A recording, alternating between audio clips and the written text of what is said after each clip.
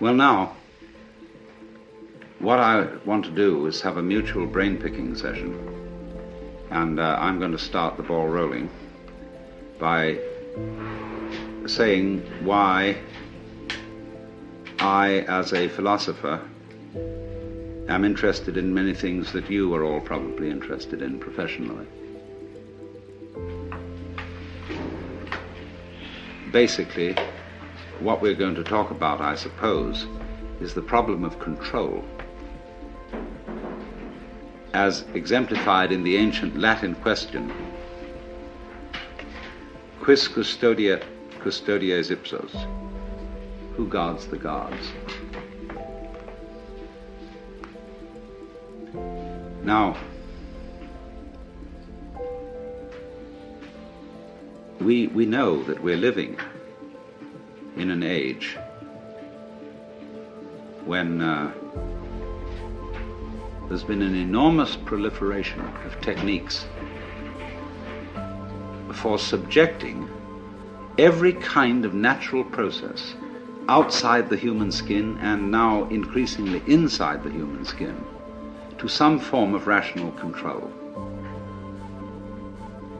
And as we succeed in doing this, it also becomes apparent that we're failing, that the process becomes of such a high degree of complexity that we begin to feel that we're standing in our own way, that everybody complains the state of affairs in the modern world, in the technological world, is so complicated that nobody can understand it, and nobody really knows what to do. That, for example, you want to run a small business, and you find you run into such enormous legal hassles that you need so many secretaries to do the paperwork that you can hardly do the business, that you're trying to run a hospital, but that you have to spend so much time making records and writing things down on paper that you don't have much time to practice medicine, that you're trying to run a university, and the requirements, the recording, the endless red tape of the registrar's office and the administration building is such that the actual work of research and teaching is seriously hampered. And so the individual increasingly feels himself obstructed by his own cautiousness. This is basically what it is. Now, to explain myself, first of all, because most of you are strangers to me, I am a philosopher who has for many years been interested in the mutual fructification of Eastern cultures and Western cultures, studying Oriental ideas, not in the spirit of saying to the West, you ought to be converted to Oriental ideas, but in the spirit of saying, you don't understand the basic assumptions of your own culture if your own culture is the only culture you know. Everybody operates on certain basic assumptions, but very few people know what they are.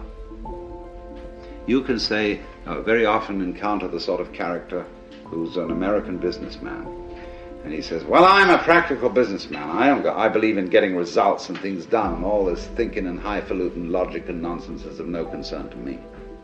Now, I know that the practical basic assumptions, the metaphysics of that man, can be defined as pragmatism, as a school of philosophy. But it's bad pragmatism because he's never thought it through. And so it's very difficult, you see, to get down to what are your basic assumptions. What do you mean by the good life? What do you mean by consistency? What do you mean by rationality? The only way of finding out what you mean by these things is by contrasting the way you look at something by the way it's looked at in another culture. And therefore we have to find cultures which are in some ways as sophisticated as our own, but as different from our own as possible.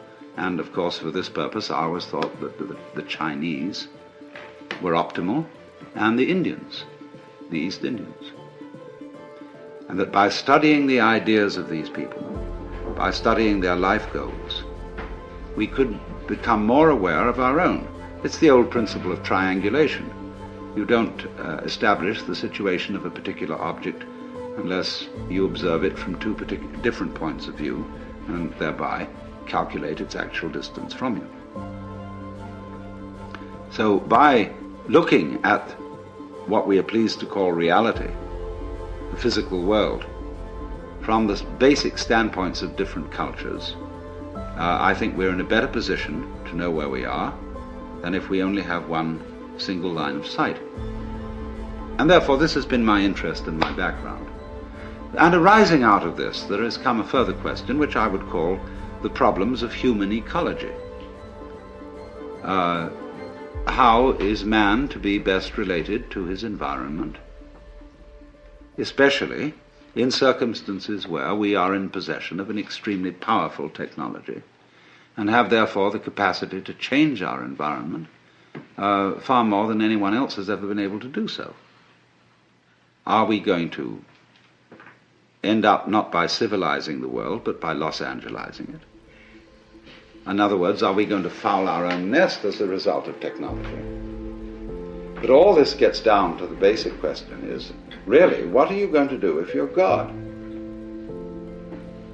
If, in other words, you find yourself in charge of the world through technological powers, and instead of leaving evolution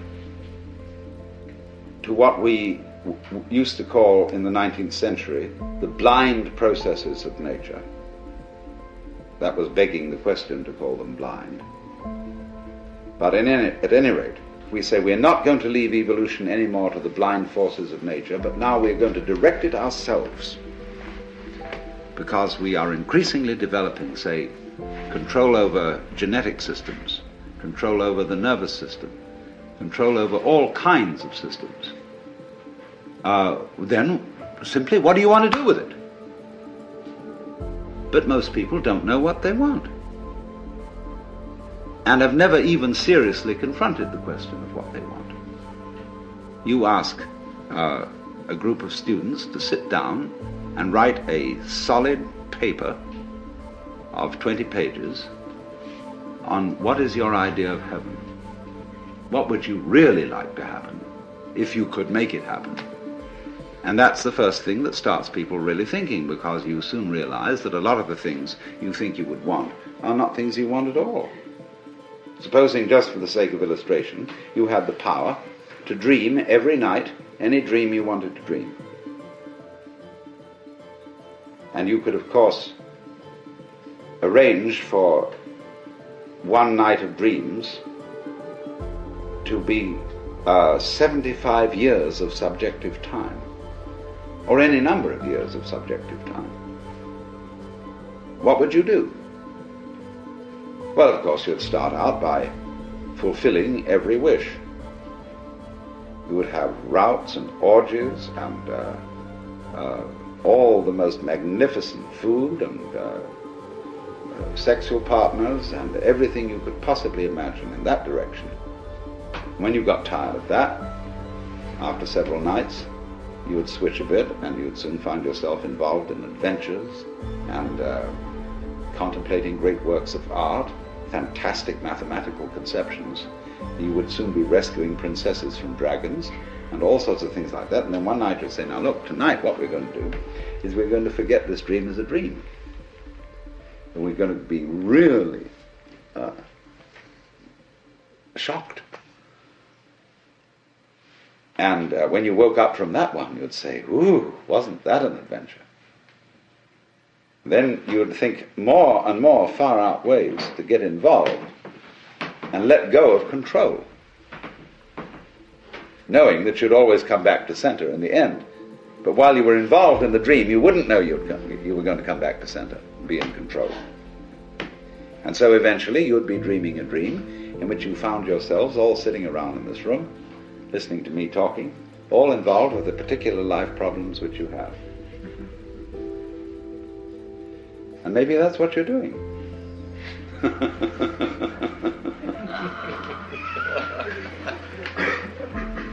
But here's the difficulty, you see.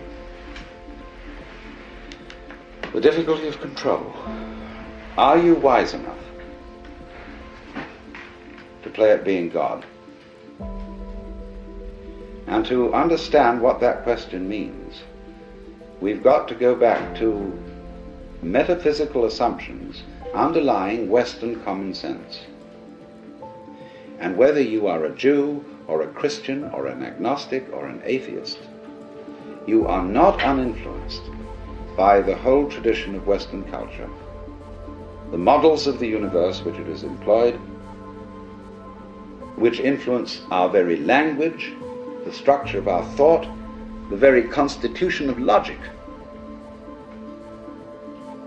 which are going into, say, computers. The Western model of the universe is political and engineering or architectural. It is natural for a child to ask its mother, "How was I made?" It would be inconceivable for a Chinese child to ask, "How was I made?" It might ask, "How was I grown?" or "How did I grow?" but not "How was I made?" as if I were an artifact, something put together, something which is a construct. But all Western thought is based on the idea that the universe is a construct. And even when we got rid of the idea of the constructor, the personal God, we continued to think of the world in terms of a machine, in terms, say, of Newtonian mechanics, and later in terms of what we call quantum mechanics, although I find it rather difficult to understand how quantum theory is in any sense mechanics. It's much more like organics, which is to me a different concept. However, that may be. It has percolated, you see, into the roots of our common sense that the world is a construct, is an artifact.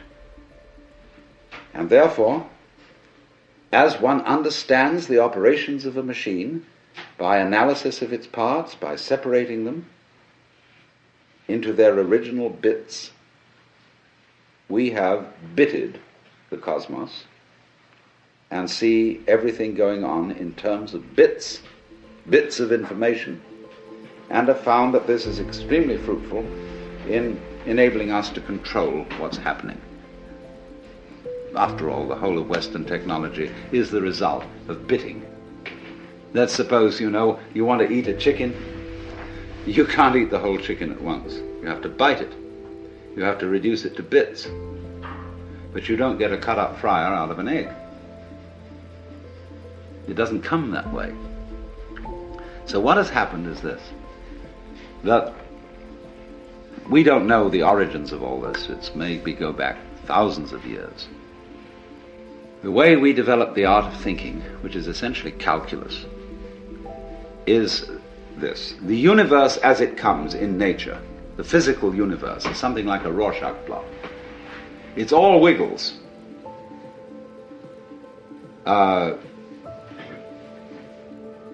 We who live in cities are not really used to this because we build everything in straight lines and rectangles and so on. Wherever you see this sort of thing, human beings have been around because they're always trying to straighten things out.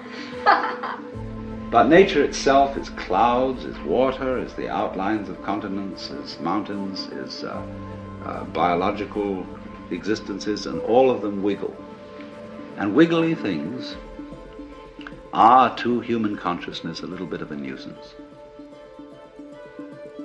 because we want to figure it out. And it is as if, therefore, some ancient fisherman one day held up his net and looked at the world through the net. And he said, "My, just think of that. There I can see the view, and it's and that peak of that mountain is 1, 2, 3, 4, 5, 6 holes across. And the base is 1, 2, 3, 4, 5 holes down. Now I've got its number. See? And so the lines of latitude and longitude, the lines of celestial and terrestrial latitude and longitude, the whole idea of a matrix, of a looking at things through graph, paper printed on cellophane, is the basic idea of measurement. This is the way we calculate. We break down the wiggliness of the world into comprehensible, countable, geometrical units, and thereby figure it and construct it in those terms. And this is so successful up to a point that we can, of course, come to imagine that this is the way the physical world really is. Discrete, discontinuous, full of points. In fact, a mechanism.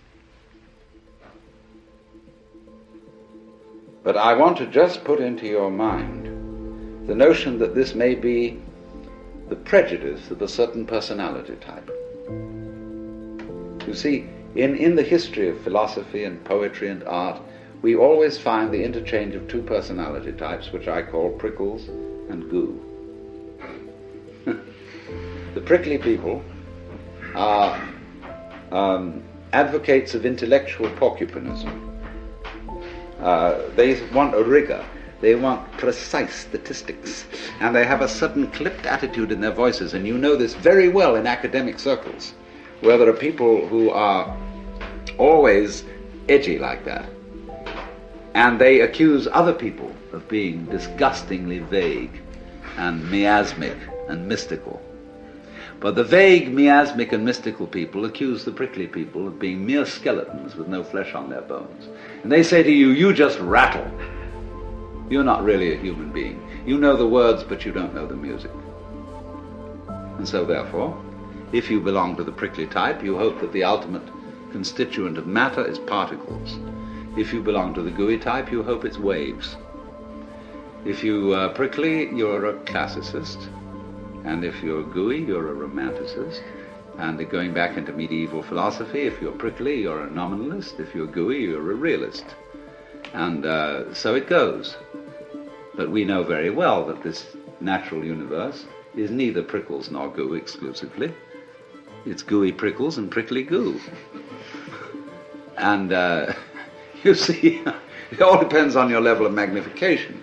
If you've got your magnification on something so that the focus is clear, you've got a prickly point of view. You've got structure, shape, clearly outlined, sharply defined. A little out of focus is going to go bleh, and you've got goo. But we're always playing with the two, because it's like the question is the world basically stuff, like matter, or is it basically structure? Well, we find out, of course, today that in science we don't consider the idea of matter, of there being some sort of stuff, because supposing you wanted to describe stuff, in what terms would you describe it? You always have to describe it in terms of structure, something countable, something that can be designated as a pattern. So we never get to any basic stuff. It seems to me that this way of thinking is based on a form of consciousness which we could best call scanning. The capacity to divide experiences into bits is somehow related to a physical facility which corresponds to sweeping a radar beam or a spotlight over the environment. The advantage of the spotlight is it gives you intensely concentrated light on restricted areas. A floodlight, by comparison, has less intensity. But if you examine, say, this room are in total darkness, and you use the spotlight, very thin beam, and you scanned the room with it, you would have to retain in memory all the areas over which it passed, and then by an additive process, you would make out the contours of the room. And it seems to me that this is something in which civilized man, both in the East and in the West, has specialized. in a method of paying attention to things which we call noticing.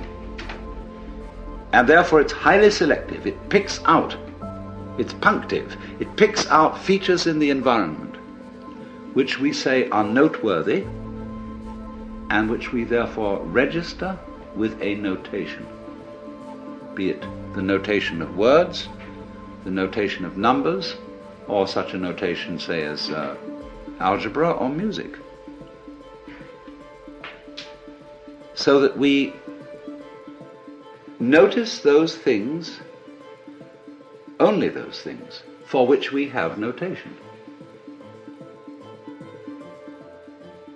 When a child, very often a child will point at something and say to its parents, "What's that?" And they're not clear what the child is pointing to. The child has pointed to something which we consider is not a thing. The child has pointed to an area, say, of funny pattern on a dirty wall, and has noticed a figure on it. But the child doesn't have a word for it and says, "What's that?" And the adult says, "Oh, that's just a mess." Because that doesn't count for us as a thing. So you come through this to the understanding, what do you mean by a thing? It's very fascinating to ask children, what do you mean by a thing? And they don't know, because it's one of the unexamined suppositions of the culture. What do you mean by an event? Well, everybody knows what an event is, but nobody can say. Because a thing is a think. It's a unit of thought, like an inch is a unit of measurement. And so we thing the world, that is to say, in order to measure a curve, you have to reduce it to point instants. And apply the calculus, so in exactly the same way, in order to discuss or talk about the universe, you have to reduce it to things. But each thing or think is, as it were, one grasp of that spotlight, going chur, chur, chur, chur, chur, chur, chur, chur, like this, you see. So we reduce the infinite wiggliness of the world to grasps or bits. We're getting back to biting, you see, the idea of the teeth. To grasps of thought. And so we thereby describe the world in terms of things, just as that fisherman could describe his view by the number of net hole through which the view was showing. And this has been the immensely and apparently successful enterprise of all technological culture, superbly emphasized by ourselves. As one understands the operations of a machine by analysis of its parts, by separating them into their original bits, we have bitted the cosmos and see everything going on in terms of bits of information, and have found that this is extremely fruitful in enabling us to control what's happening. After all, the whole of Western technology is the result of bitting. But the problem that arises is this. First of all, very obviously, everybody knows, I hardly need to mention it.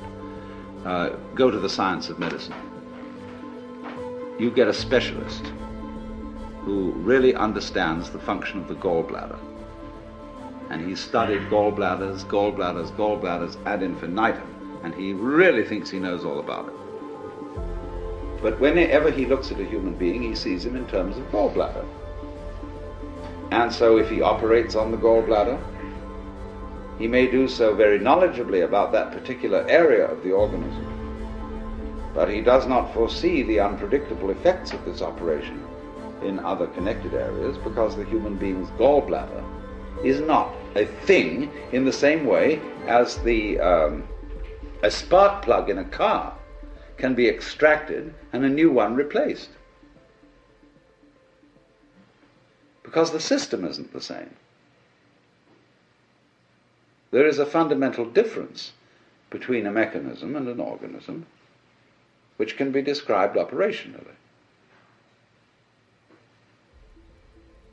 Mechanism is assembled. You add this bit to that bit to that bit to that bit. But an organism grows. That is to say, when you watch in a microscope a solution in which crystals are forming, you don't see this thing of little bits coming in, joining each other and finally making up a shape. You see a solution where, well, it's like when you watch a photographic plate developing. Where suddenly the whole area which you're watching seems to organize itself, to develop, to make sense.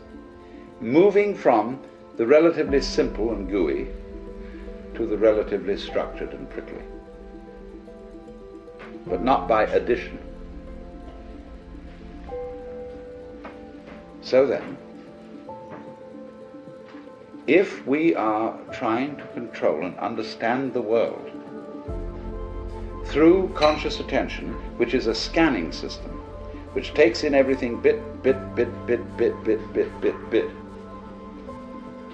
what we're going to run into is that if that's the only method we rely on, everything is going to appear increasingly too complicated to manage. So that you get, for example, let's take the problem of the electronic industry. The catalogues of products that are being produced over the world by the electronic industry. Who has read all the catalogues? How do you know where you've got something you're working on, whether it's patented or not? Who else has taken out a patent? Has anybody had time to read all the catalogues? Well, nobody has. They're just voluminous. And it's exactly the same in almost any other field. There's an information explosion like a population explosion. How on earth are you going to scan all that information? Yes, of course you can get computers to help you in this direction, but by Parkinson's law, the sooner you become more efficient in doing this, the more the thing is going to develop, so that you will have to have more efficient computers still to assimilate all the information. You'll be ahead, but only for a short time. So you see, this is the problem of the sort of competition of consciousness, of its how fast can you go duty, and keep track of it, you see? And say, I've got a good memory, I can keep track of that. And you say to you, I bet you can't. I'll go more complicated than you. See, musicians do this, well, drummers, you know. And they get things going, and they start, and so long as they count, and lots of musicians do count, it is crazy, but they do. And they count, and they outcomplicate each other to the point where you can't retain it any longer in memory.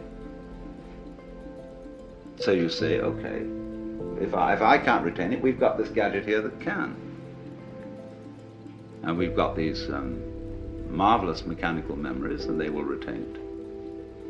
And they'll go much more fancy. They'll go this duty at a colossal speed, like that, you see. But it's the same old problem. Because you get something that can outdo that.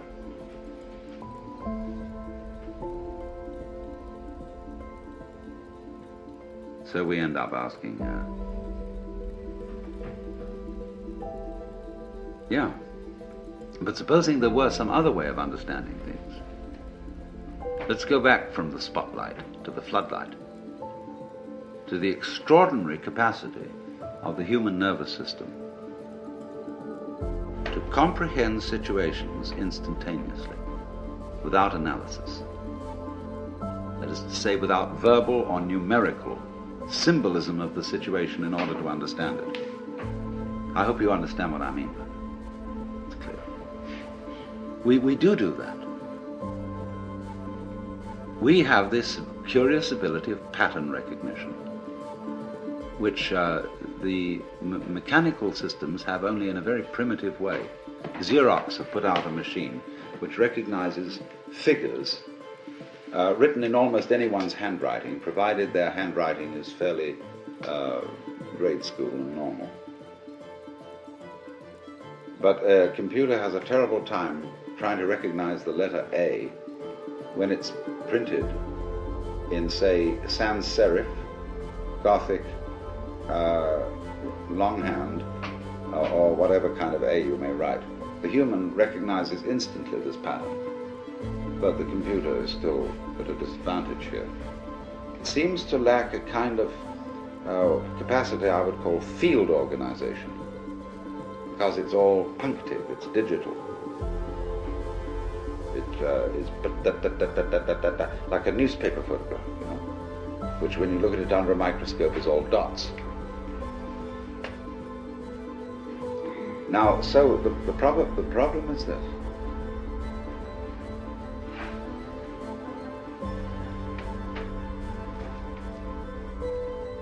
In developing technology, are we leaving out of consideration our strongest suit, which is the brain itself?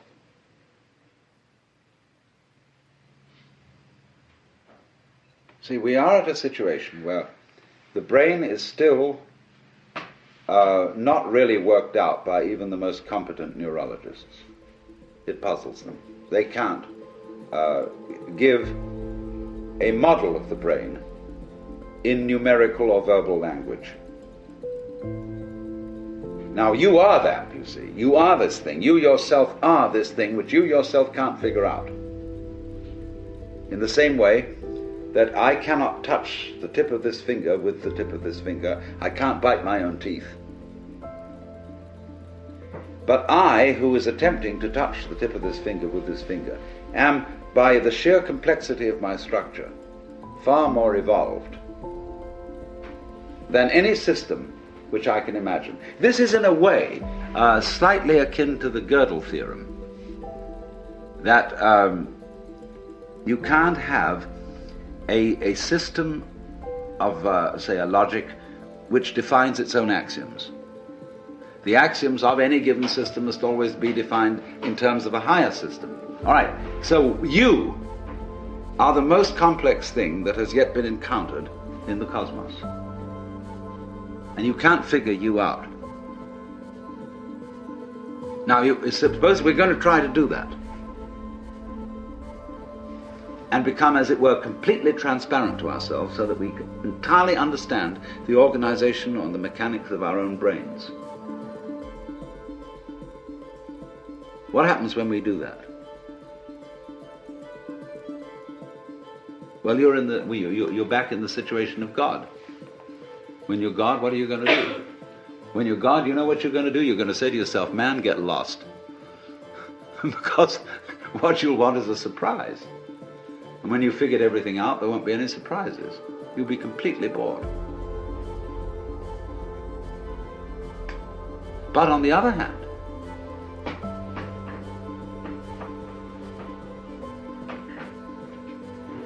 a person, I would say, who is really functioning completely is basically a person who trusts his own brains and permits his brain to operate at a more optimal level. In other words, he knows how to think things out, but he makes his best discoveries without thinking. In other words, you all know very well the processes of creative invention. You've got a problem, you think it over, and you can't find out any answer to it because the digital system of thinking is too simple, too clumsy to deal with it. It's more complex. There are more variables than can be kept in mind at one time. So you say, I'll sleep on it. Or you go to the Institute of Advanced Studies at Princeton, or Behavioral Sciences at Stanford, where they pay you to goof off, which is highly excellent idea. And you moon around, and you've got a blackboard, and you look out of the window and pick your nose, and so on. And your brain eventually hands you the solution to the problem. And you immediately, because you have technical knowledge, you recognize that's a solution. But then, naturally, you go back and check it. And you work the bit-by-bit form of thinking on it and see, now, does it come out in those terms? And if it does, everybody will agree with you, yes, that's the answer. But if it doesn't come out in those terms, they won't agree with you, because you haven't subjected it to the socially acceptable, traditional form of analyzing knowledge. But here's the problem. It takes an awful long time to check these things out. It takes an awful long time to arrive at the solution which you got, like that, by a purely calculative process. Most of the situations of life are such that they don't wait for us to make up our minds. So that an enormous amount of carefully worked out scientific knowledge is trivial. It's all very well, very finely worked out, but much too late. Because life comes at you from all sides, all over, everywhere at once. And the only thing you've got to deal with that is the thing inside here, in the skull. Now, I'm not saying this to put down all this marvelous work of calculation, brought to immense sophistication electronically and so on. Not at all, because actually you people are the first people to understand the limitations of your own kind of knowledge. And you're going to have to tell the politicians about this. They don't understand. They think that this kind of knowledge is the answer to everything. And I think most of you know it isn't. Which is not something, I repeat, against technology. It's only saying that when you walk, you put your right foot forward. That's fine, but then you must put your left foot forward. So let's say that the great technological enterprise has been putting the right foot forward. But you must bring up the left foot. That is to say, bring up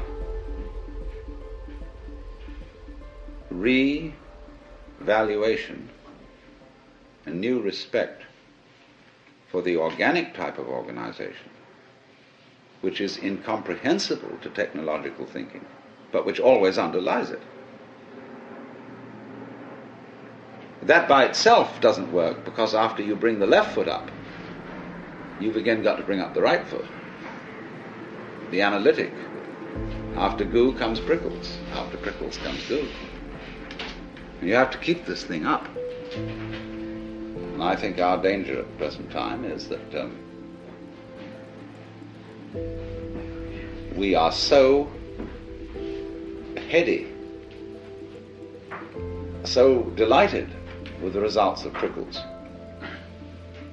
that we've got to let back a little bit of goo into the system. Well, now,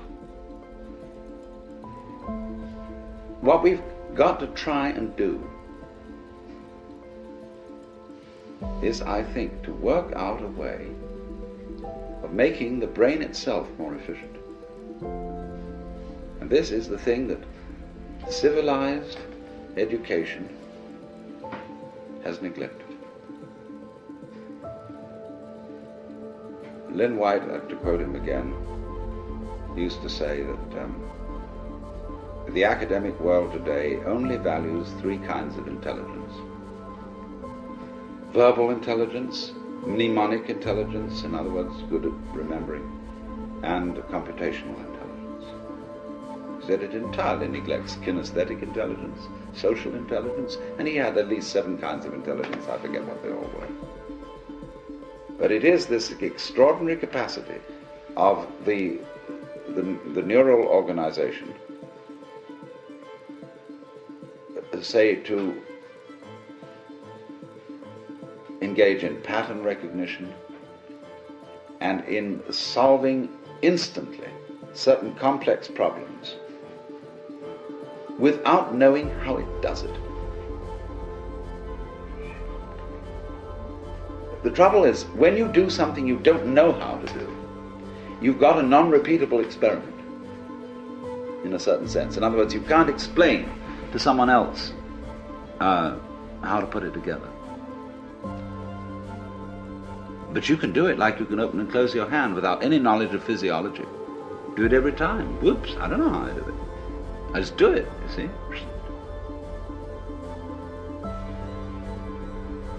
So we have an enormous potential of intelligence, of knowing how to do all sorts of things, which, to the extent that we are academically minded people, we won't allow ourselves to do, because we can't explain it.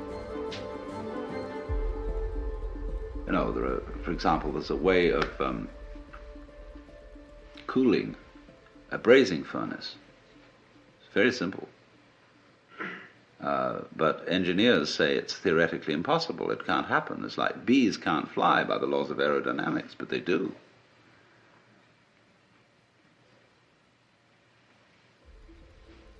So the rather practical issue I come to is this, that technology, if it relies exclusively on linear thinking, is going to destroy the environment.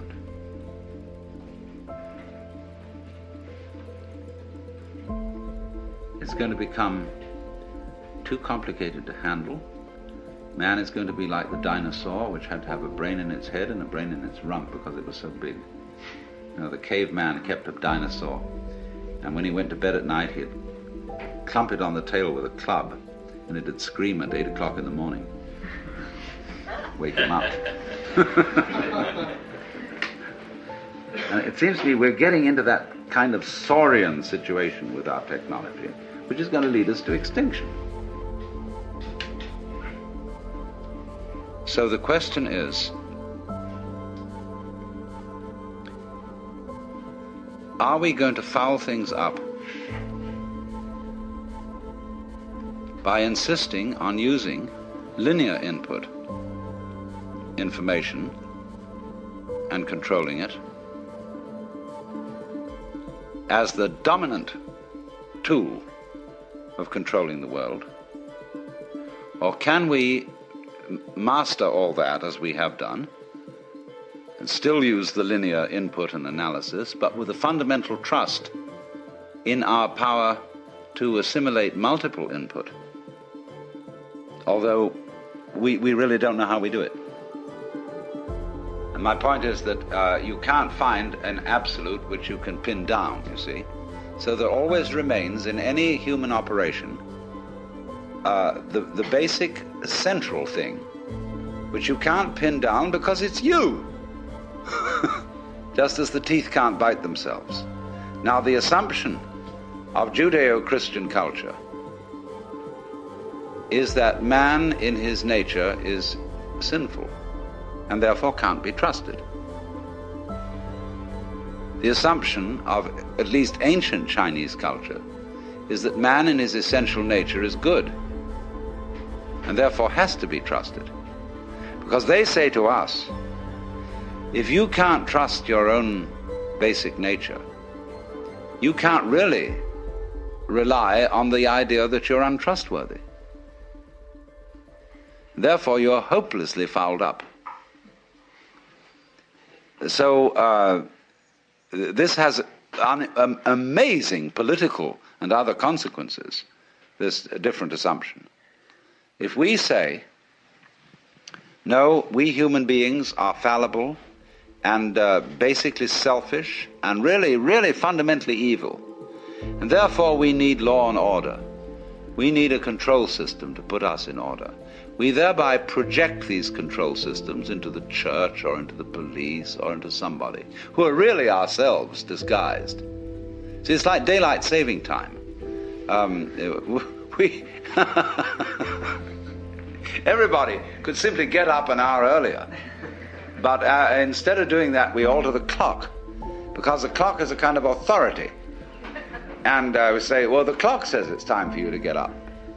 And the Amerindians laugh at the palefaces because they say, paleface, he doesn't know when he's hungry until he looks at his watch. And so in this way we become clock dominated. And the abstract system takes over from the physical, organic situation. And this is my big pitch, if I'm going to make a big pitch, is that we've run into a cultural situation where we've confused the symbol with the physical reality, the money with the wealth, and the menu with the dinner. And we're starving on eating menus.